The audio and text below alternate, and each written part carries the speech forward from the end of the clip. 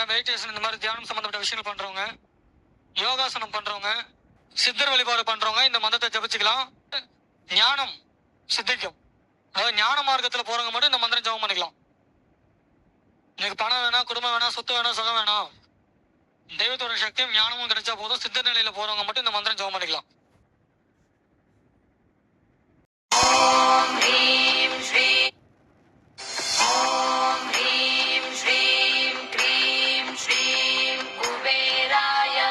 अष्टलक्ष्मी मम गृहधनं पुरय पुरय नमः। ॐ ह्रीं श्रीं क्रीं श्रीं कुबेराय अष्टलक्ष्मी मम गृहधनं पुरय पुरय नमः।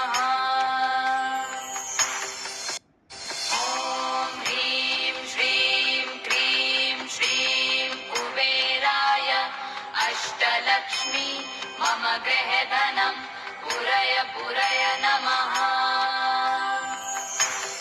ॐ ह्रीं श्रीं क्रीं श्रीं कुबेराय अष्टलक्ष्मी मम गृहधनं पुरय पुरय नमः।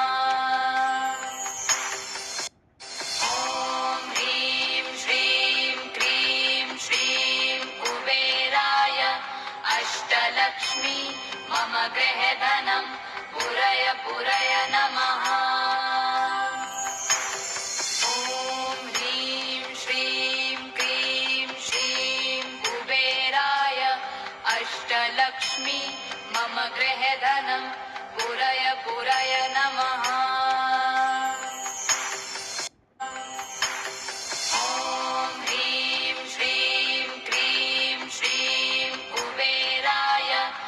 अष्टलक्ष्मी मम गृहधनं पुरय पुरय नमः।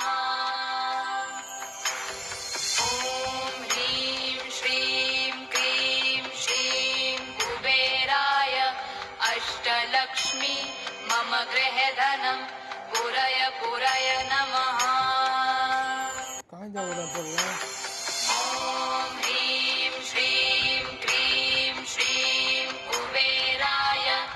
अष्टलक्ष्मी मम गृहधनं पुरय पुरय नमः।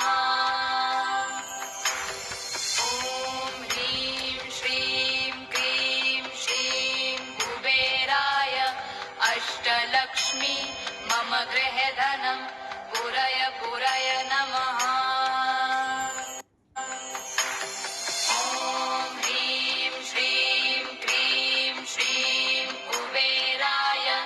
अष्टलक्ष्मी मम गृहधनं पुरय पुरय नमः। ॐ ह्रीं श्रीं क्रीं श्रीं कुबेराय अष्टलक्ष्मी मम गृहधनं पुरय पुरय नमः।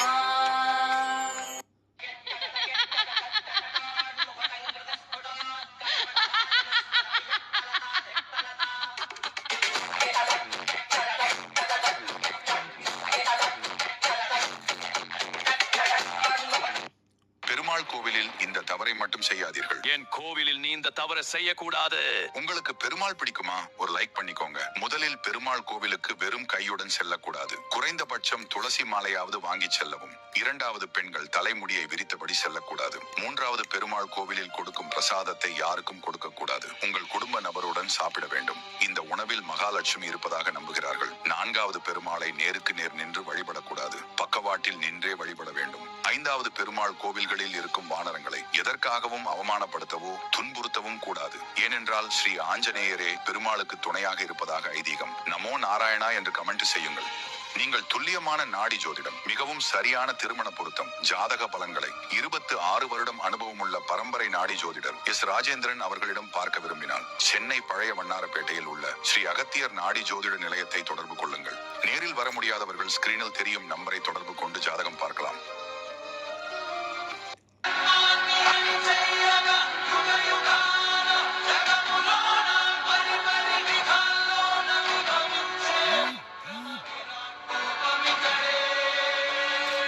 स्वधर्माన్ని పరిరక్షించగా సమస్త